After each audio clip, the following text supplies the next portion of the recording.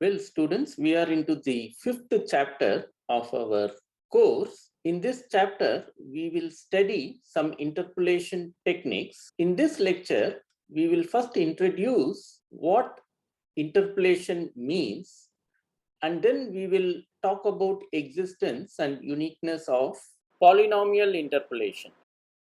Let us try to understand what is meant by an interpolation. Assume that you have a function. To be more precise, let us take a function which is very familiar to all of us, that is sin x. In this graph, the x coordinate denotes the angle in radians, and the y coordinate indicates the value of the sine function at x. The blue solid line is the graph of the function sin x.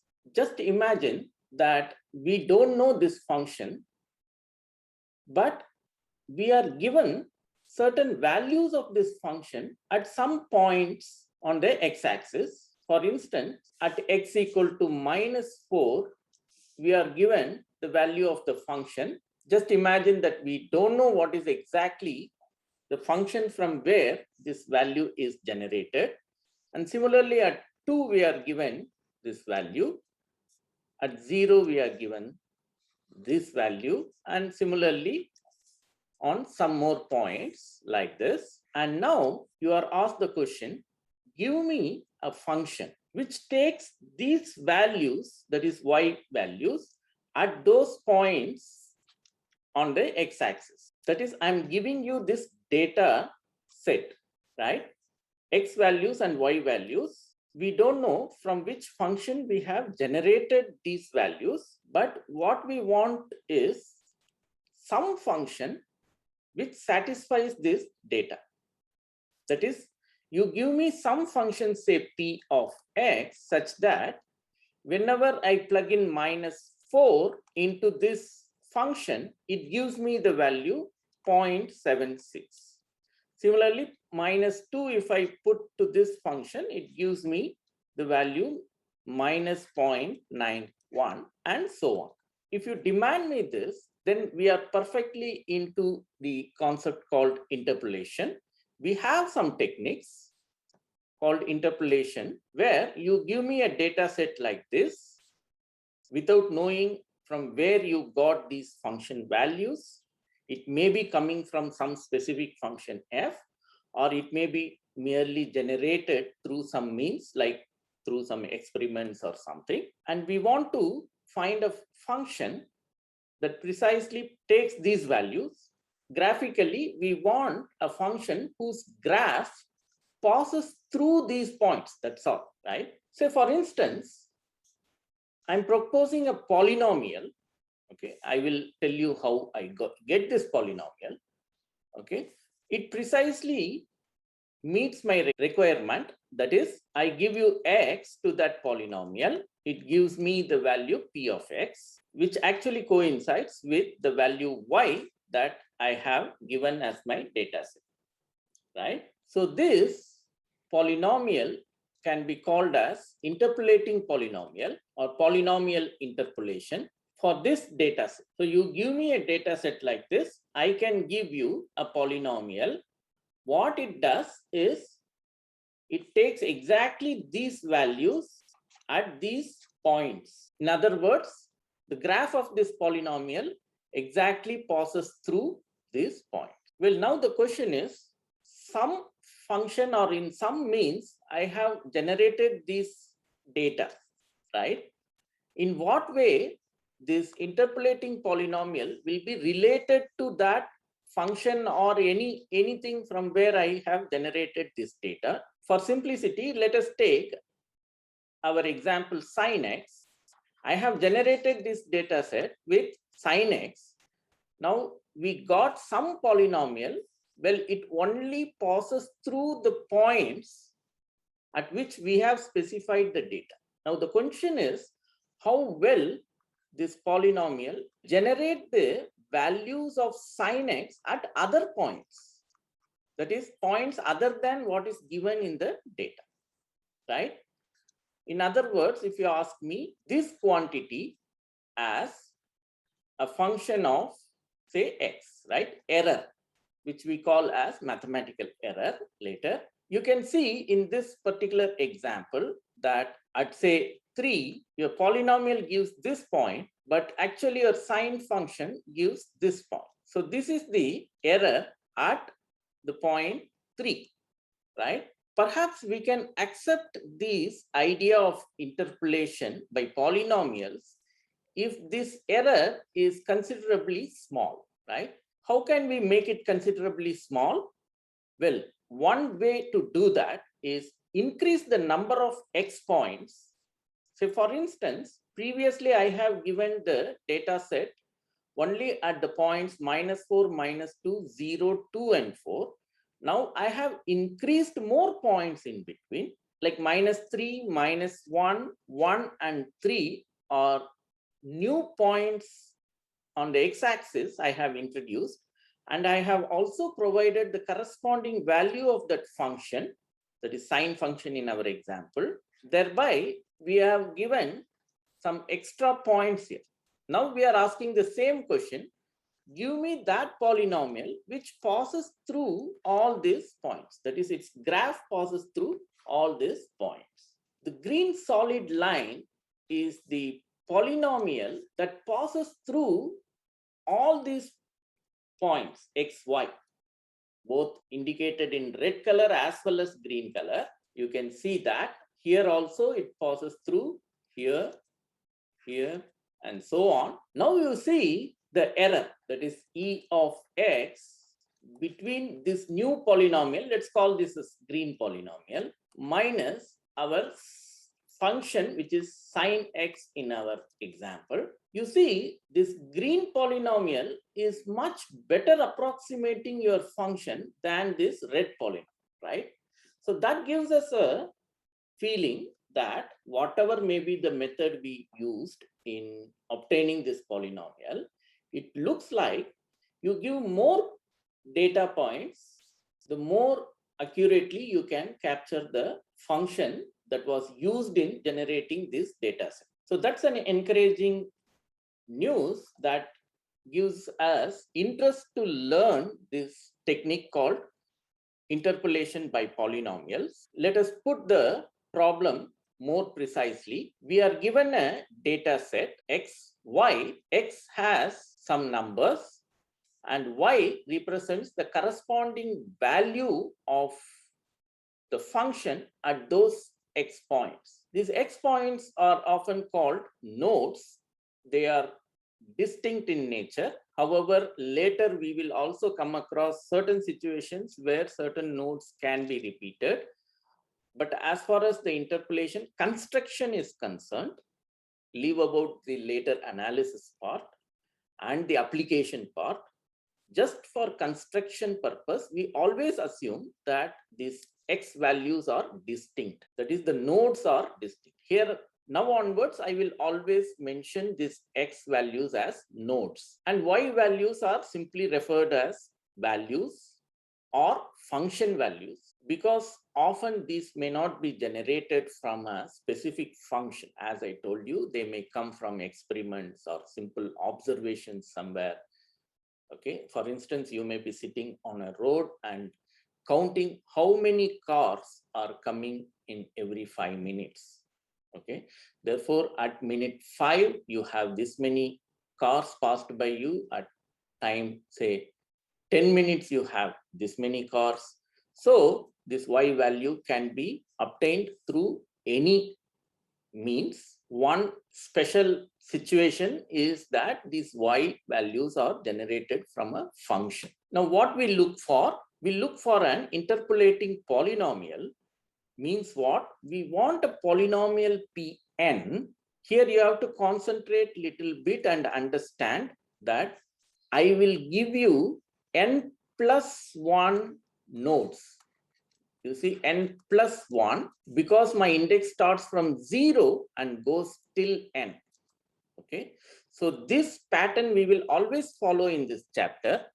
Therefore, if I give you n plus 1 nodes, and of course the corresponding values, then what I get is a nth degree polynomial, which I will denote by Pn of x. So that is the first condition, that if you give me a data set having n plus 1 distinct nodes and their corresponding values, then I can give you a polynomial of degree less than or equal to n. This you have to remember, such that that polynomial has to satisfy certain conditions. What are they? They are called interpolating conditions, and they are defined like this. That is, at every node point xi, I can be any one of these numbers, 0, 1, 2, or up to n. You give me any xi, when I plug in that xi into the polynomial that I have constructed, that is Pn, then I should get back my value that I have listed in my data, that is yi corresponding. So this is called the interpolating condition. So the polynomial, which I call as interpolating polynomial for this data set, it should satisfy two conditions. One is that its degree should be less than or equal to n, okay? And the next condition is that it should satisfy the interpolating condition. If these two happens, then I will call such a polynomial as an interpolating polynomial for the given data set. Okay, it is attached to this data set. You give me a different data set, I will get a different polynomial. Now the question is, you give me a data set like this, can I always find an interpolating polynomial? That is the question. And not only that, in order to use this idea in some practical problems, we also need one more important condition. That is uniqueness. More precisely, let us pose the following question.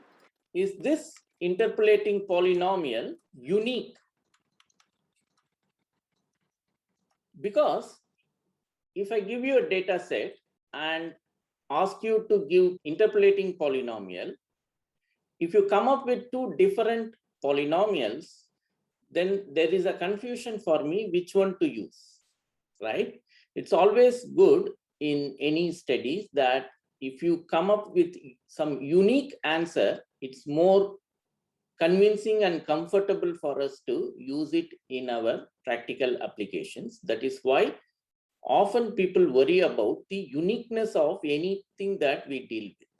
Otherwise, there is always an ambiguity, right? So these are the two questions that we would like to answer before getting into any method to construct that polynomial. See, first thing is, can there be a polynomial, first of all, with these properties? Okay, otherwise what happens is you may be trying to develop a method for something which doesn't exist at all. That should not happen, right? So first we have to make sure that such an object exists. And second, for convincing and comfort reasons, we also would like to have that to be unique.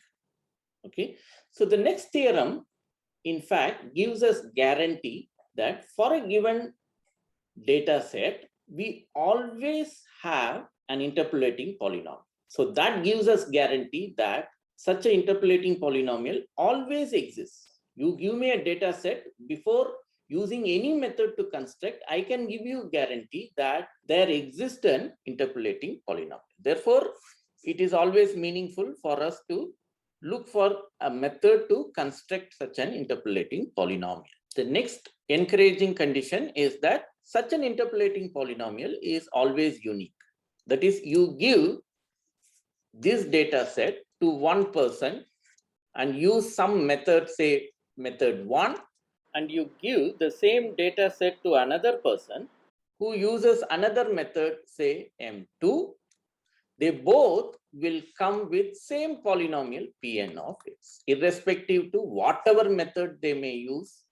If their calculations are correct, they will surely come up with the same polynomial. Okay, that's what the second condition says. Let us try to prove this theorem. Although we listed existence first and then uniqueness, in the proof, let us first take uniqueness, if possible, assume that we have two interpolating polynomials, Pn of x and Qn of x for a given data set like this. Now, what we have to prove is that they both are equal. That's all. If we prove this, then we are done with the uniqueness. Let us define a new polynomial Rn of x, which is nothing but Pn of x minus Qn of x. Now, if you want to prove the uniqueness, what we have to prove? We have to prove that Rn of x is equal to 0 for all x, right? Let us see how to prove that. We are considering this polynomial Rn of x. Let us make the following observations.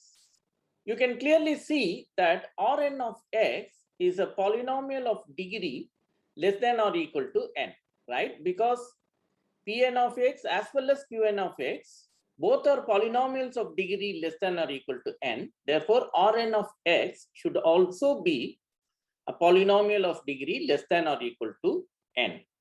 And another condition that we can clearly observe about Rn is that Rn of xi is 0 for every I equal to 0, 1, 2 up to n. What are these xn's? Well, these are the node points in our data set, right?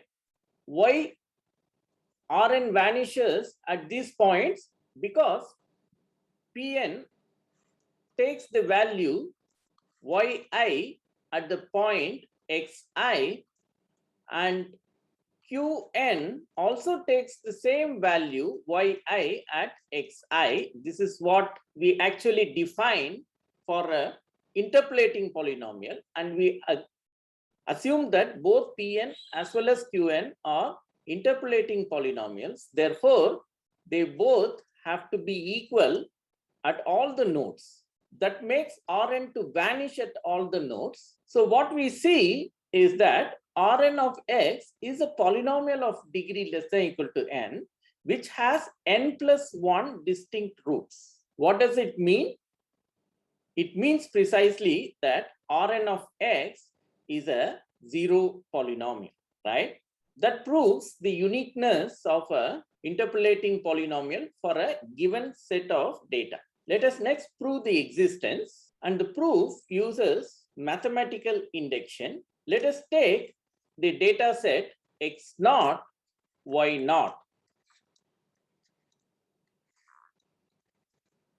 right?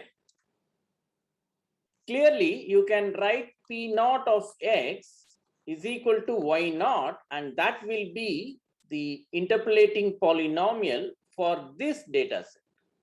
Why? Because you have n equal to 0, therefore the polynomial should be of degree less than or equal to 0. Here it is a polynomial of degree 0. And second thing is, at the node point that is put in particular x equal to x naught, you will get P naught of x naught. Well, it is a constant polynomial. Therefore, you will have to get P naught of x naught equal to y naught. Right? So that tells us that for n equal to 0, we have this trivial polynomial which will work as the interpolating polynomial. Now let us assume that for a given k plus 1 number of data, that is n equal to k, we have the polynomial pk of x.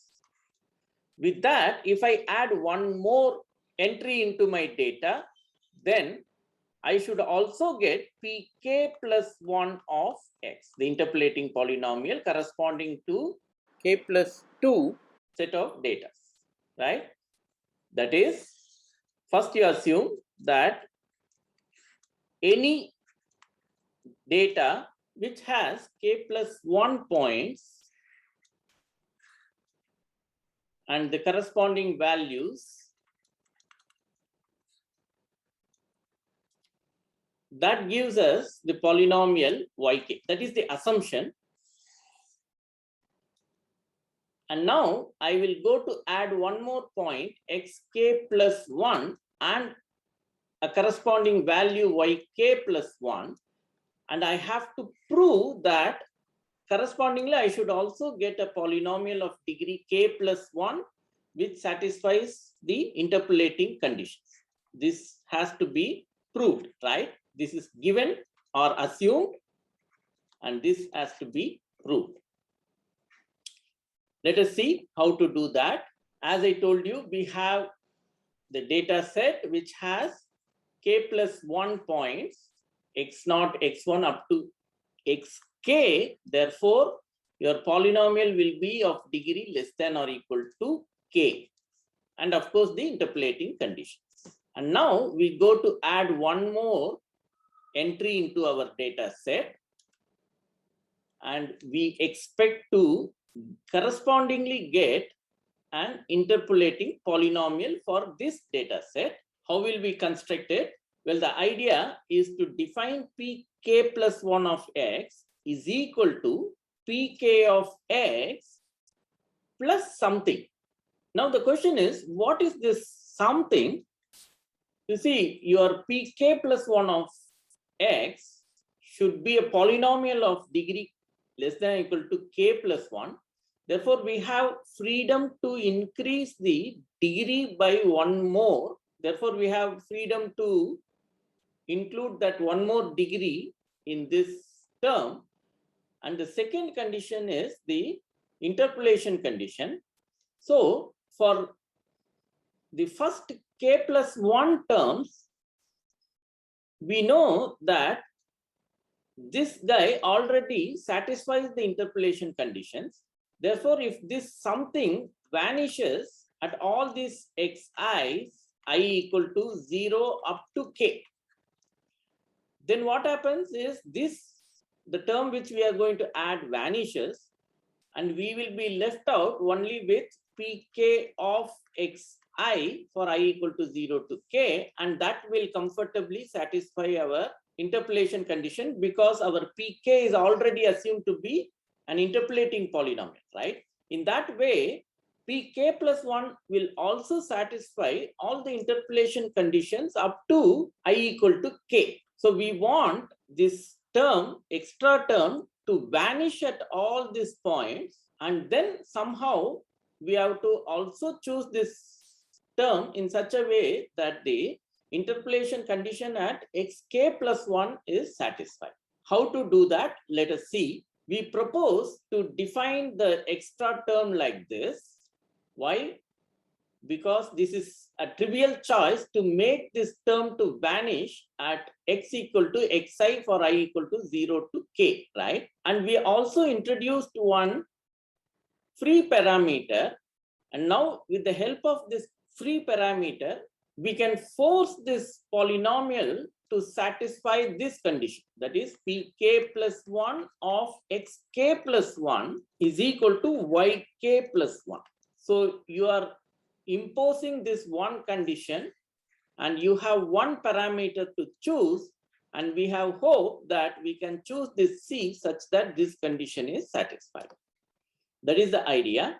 So choose c such that pk plus 1 of xk plus 1 equal to yk plus 1. So that will solve our last interpolating condition also. The first k plus 1 interpolation conditions are automatically satisfied thanks that pk is a interpolating polynomial, and the extra term that we have added is going to vanish at all these points. And one more condition is also satisfied due to the appropriately chosen constant c. Well, how to choose that free parameter? It's not very difficult. You put xk plus 1 here and just get c is equal to that, right? So I'll leave it to you to do that simple calculation. And this also proves the existence of our interpolating polynomial k plus 1. Now the proof for any n follows by mathematical induction.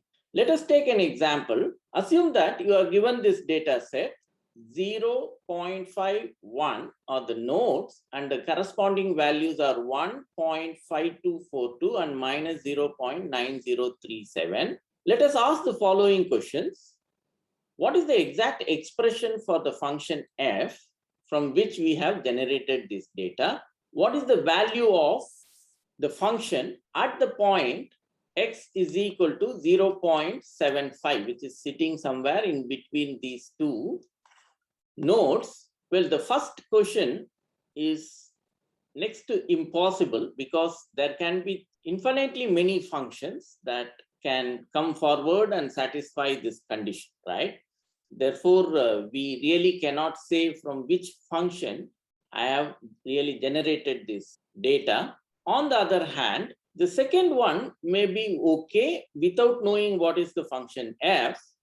One possibility is to go for an interpolating polynomial for this data. Say that will give you P2 of x, a quadratic polynomial, because you have x0, x1, x2, right? So there are three entries in the data. Therefore, you have quadratic polynomial. Once you get the quadratic polynomial, you simply evaluate the value of this quadratic polynomial at the point 0.75, and that will give you an approximate value, hopefully for the function value f of 0.75. How well it will approximate, it is a different question, but we can get some approximation for that value, right? How good or how bad it is, we do not know. But however, we can give guarantee that through this process, that is the only answer that we get, right? Thanks to the uniqueness. Okay, so let me just pose the interpolating polynomial for this data. How I constructed? Well, that we will do later. We will introduce two methods. One is Lagrange interpolation and another one is Newton's interpolation. But at this moment, just for the sake of example, I will just pose this interpolating polynomial to see how well it gives the value at the point x equal to 0.75. If I put x equal to 0.75, I get the value of P2 as minus 0.0707375. Well, now I will reveal the secret of what is the function that I use to generate this data. It is sine pi by 2 into e power x. So once I reveal this secret, you can as well find the value of this function at the point x equal to 0.5. Well, that is given by minus 0.1827504 approximately. If you see the relative error in the value generated by your quadratic polynomial when compared to what you actually wanted, you can see that there is a 61% error, unfortunately. Graphically, you can see this. The gray solid line is the exact function f of x, and the blue dashed line is the quadratic polynomial P2 of x. Well, we have given the information about the function at this point, and at this point, and we wanted the value of the function at 0.75, right? You can see that the function is having a point of inflection in a neighborhood of this point, and this information is completely lost in the data that is given to you. Therefore, it is not the mistake of the method, but it is only that we have not given the adequate information to the method in order to get a better approximation. If that is so, let us see by giving one more information about the function. That is, I am now giving the value of the function at one more point in addition to the points 0, 0.5 and 1 that was considered previously. So previously we had 3 points, so we had a quadratic polynomial. Now we have 4 points, that is this point, this point, this and this. So we have 4 points, therefore we will get a cubic polynomial out of this. And now you see I have chosen the point at which I'm giving information is something here where you have more information about the behavior of the function here. Let us see how P3 is approximating your function f of x. Well, with this information, it was pretty nicely approximating this point, but of course, you have a bad approximation in this interval, right? So it tried to capture your function value more nicely here. You can see how nicely it's going here, but it completely missed the accuracy at this interval, right? That is again expected because you don't have any information in this interval, whereas the quadratic polynomial was coincidentally going very well with this interval, but cubic was unfortunately not going well in this interval. Let us see the relative error. The relative error in P3, I'm sorry, this is P3, when compared to the exact value, is minus 0.1525, almost 15% error we still have here, but it had drastically improved the accuracy at this point when compared to the quadratic polynomial. So from this example, we can see that, well, you cannot talk much about the accuracy of the interpolating polynomial, but what seems to be possible is if we give more information, that is more data points, we may hope to get better approximation using polynomial interpolation. The fact is that even this is not true because of the presence of the arithmetic error, which we will be seeing later in this chapter.